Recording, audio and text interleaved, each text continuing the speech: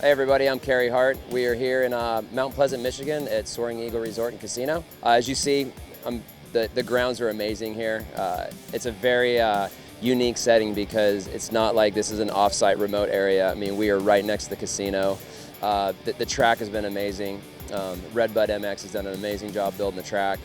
I actually geared up and raced today. Carmichael and Tickle are in the truck right now getting geared up for the big Pro Night show. And it's just been a great turnout. We increased our numbers quite a bit over last year. We had quads all day on Friday. And Saturday, Sunday is AMs during the day. And Saturday night is primarily Pro, All-Star, and 30-plus Pro. Well, definitely come check us out soon. We're going to continue this race year after year. And each year we want to keep growing it. So if you live in the area and you want to come out and have a great time, it's a great family event, casino for the parents, racetrack for the kids. And please plan on joining us next year.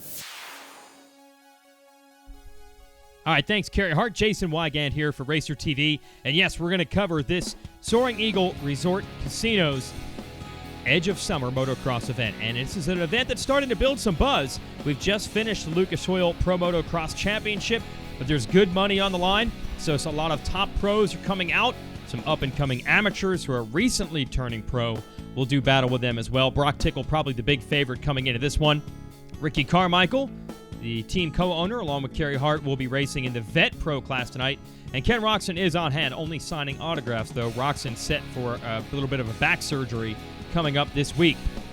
Also got to watch out for Mike Alessi. The Moto Concept Smart Top Racing team is here on hand. Haven't seen Mike racing too much this summer, but he's certainly a contender now that he's here. And a lot of other things to keep the people fired up, including Michigan's own Nick Way. Nick, take it.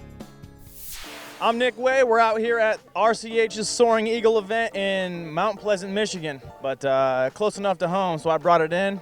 We came here just for the weekend to check it out. Like I said, I'm close to home, so I stayed with my parents and picked up some old stuff from my place. And it's definitely pretty tricky, and with the weather being a little bit iffy, it's awesome to see so many people come out. And with the second inaugural race they have here, it's great for the local guys to come here and get some experience with a supercross type track. It's the only thing that, it's this close that these guys from this far north can ride, except for just maybe driving south to one of the training facilities. But I'm just looking to have a good time and have fun and hang out with my family here this weekend, and then I'm heading back to California. And also one to watch as Way's pro career begins to wane. The young up-and-coming superstar Austin Forkner, who will turn pro officially at Hangtown next year.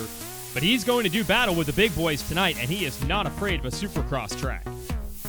I've never been to the Soaring Eagle casino race before, so this is my first time, but had a good day today on the amateur track. It was super fun, and the dirt was good, and it's a little hazy, been misting a little bit today, but track's in really good shape, and now we're here for the night race, and I'm racing with the pro guys with Tickle and Alessi, and there's some big names here, and I'm on a 250, and they're all on 450s, so I'm just going to try to go mix it up. The track's really technical and actually really supercrossy, so I haven't really done much supercross testing yet. I don't really think anybody has, but I'm just going to go try to mix it up and we'll see what happens.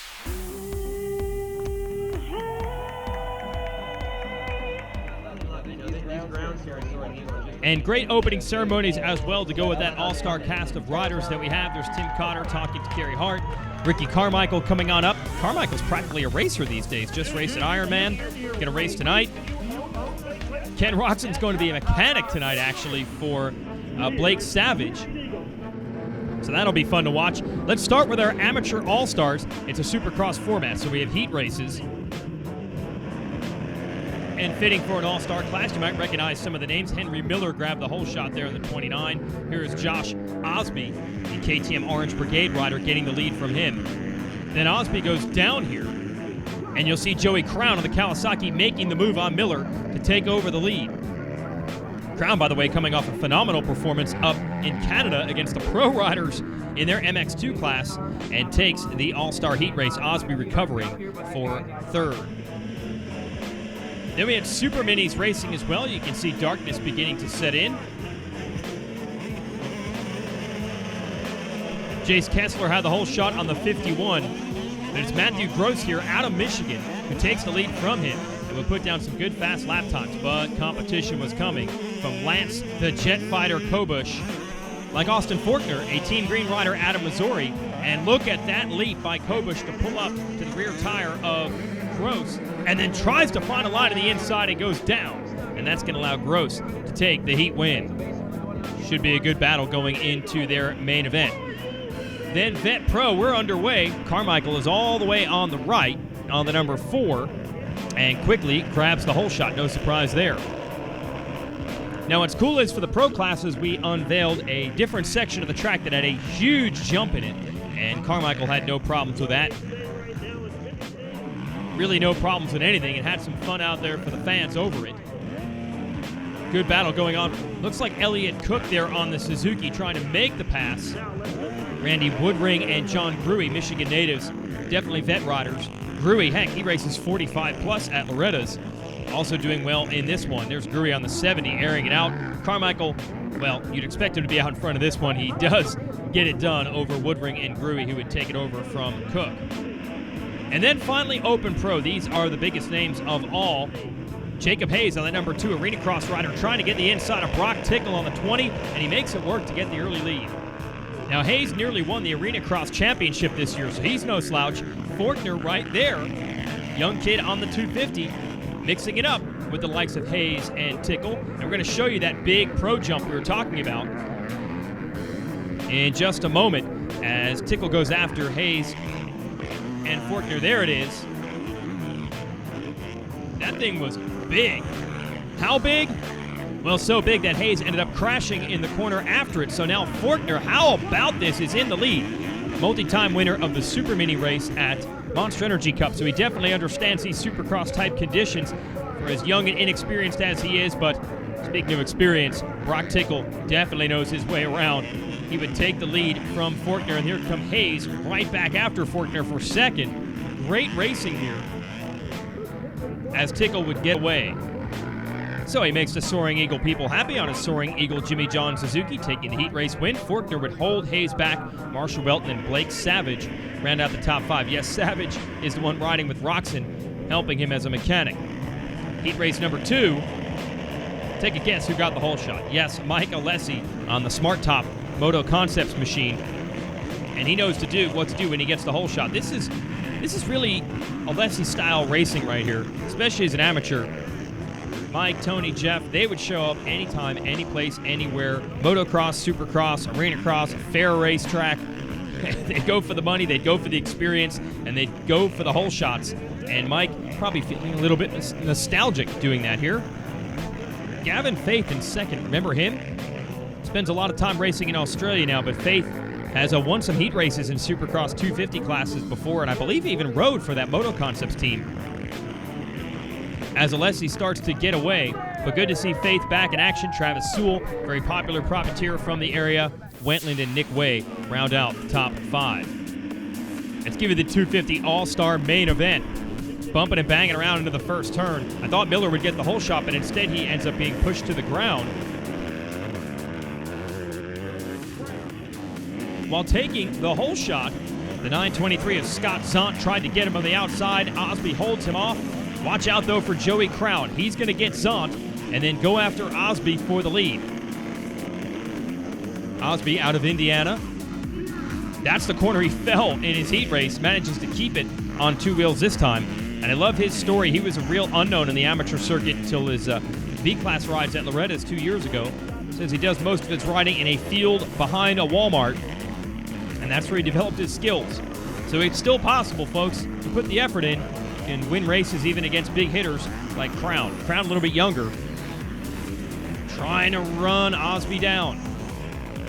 And you can see the dirt. Riders love the dirt on this track. We did have some rain earlier and some threat of rain tonight, but it has turned out to be perfect for both racing and watching racing.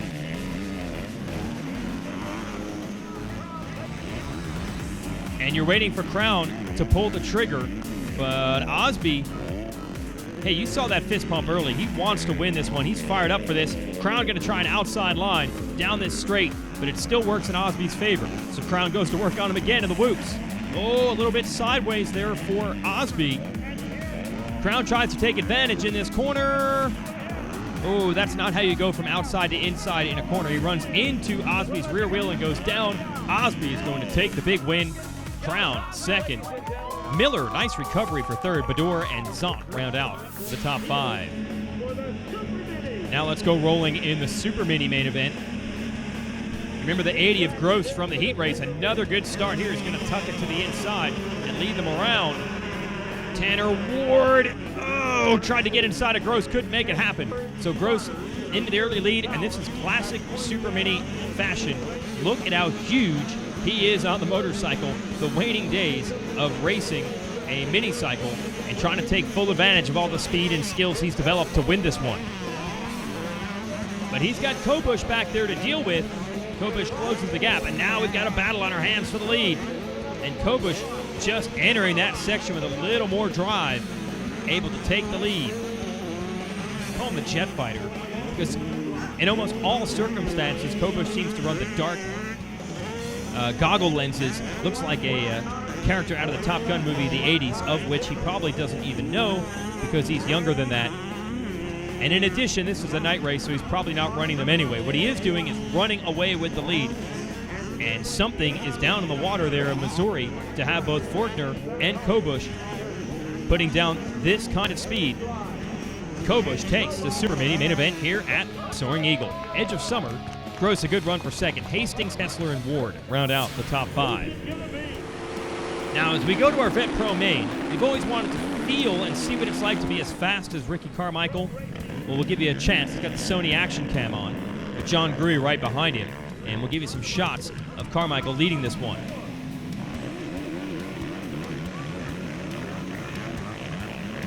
Yep, whoops are just like riding a bicycle. Once you learn how to do it, apparently you never forget. I don't know how often Carmichael gets on a supercross track these days, but he's pretty quick when he does. There's the big jump.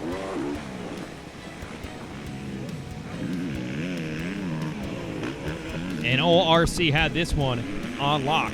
It's like he did the Legends race at Indiana last weekend. Gruy and Randy Woodring battling it out for second.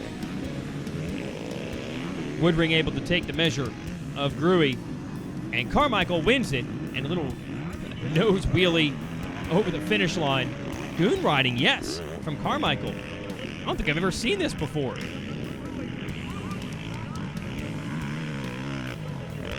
Hey, might as well have some fun when you have a lead like this and coming out to represent his team and his sponsors. Gruy and Woodring, are you kidding me? Still battling it out for second.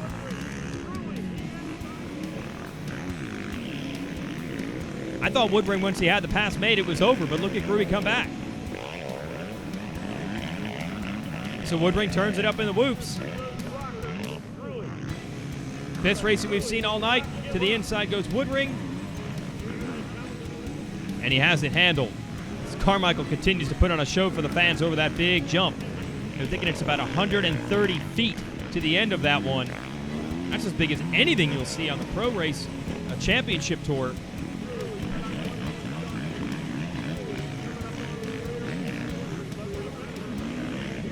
Oh, another lap, another battle between Gruy and Woodring. Checkered flag is out for the GOAT. He wins it. Woodring would take that horrid battle from Gruy. Finish second, Elliott Cook in fourth. So here it is, folks, the Open Pro main event. Who's going to take it? $12,000 to the winner tonight.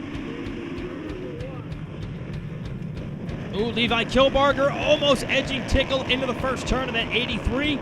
But Tickle is going to grab the whole shot, and I'll tell you what, you don't see that very often from Tickle. He is a strong, solid, consistent, fit guy.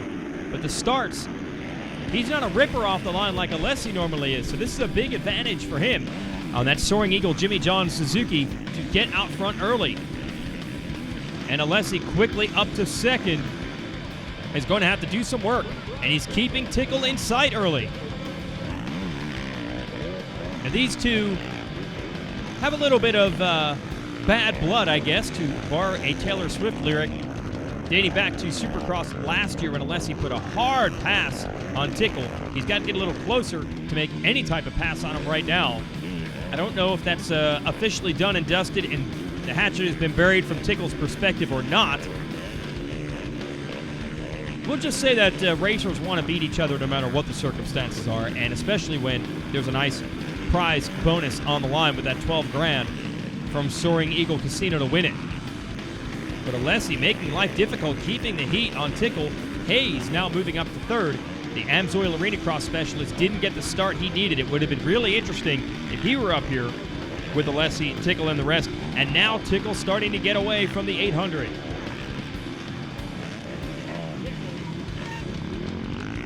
Hayes in third. We'll see if he can make a run on the Babbitt's Kawasaki at the Smart Top Moto Concepts ride of Alessi. And Tickle seems to have this, and like I said, this is his specialty. Late in the race, the guy never gets tired, the lap times don't wane, and he has started to show just how strong he is to this field. And he's got the 130-footer dialed in as well. And Tickle, who tells us that he's on the verge of re-signing with this team for next season. He was kind of the startup man with the Enterprise. When Carmichael came over to join Kerry Hart with this operation, they switched to Suzukis. They started to get the factory support. First rider they signed was Brock Tickle. That was for the 2013 season. Injured and missed a lot of racing in 2014. A great comeback year for him. 8th in Supercross, 7th in Motocross. And looking for a victory today. Hayes, who was literally one race away from potentially winning that Amsoil Arena Cross title. He's in third. Went down to the final race of the year between he and Kyle Regal. A young man out of North Carolina trying to run Alessi down. And look at the crowd on hand. Big crowd to watch a night race. And a nice hybrid track. A bit of motocross, a bit of supercross. The way this dirt has come together with the Ritchie family from Redbud putting it together and track designer Randy Poulter. It's got some bumps. Soil a little bit softer than you'd see in a supercross, so has a little bit different feel to a typical stage race. And of course, you've got to design the obstacles to work for some of the other classes that we have here as well besides the pro riders. Alessi looking back, trying to keep tabs on Hayes. It looks like Alessi has shaken Hayes. So we'll go back to fourth. It's Jesse Wentland, Minnesota rider, the privateer in the 84, and now Austin Forkner representing himself quite well. And a lot of people impressed with this kid, not just the riding, but his attitude, his temperament, a real low-key kid off the track, and seems to appreciate what he has, which will be a Monster Energy Pro Circuit Kawasaki ride as a pro in 2016. But he'll be racing his 250 then in the professional ranks. Not going to have to deal with the likes of Alessi and Tickle for a long time, or Hayes for that matter, who's still arena cross. So I'm sure Forkner enjoys the experience that he got getting to ride against riders who have been there, done it.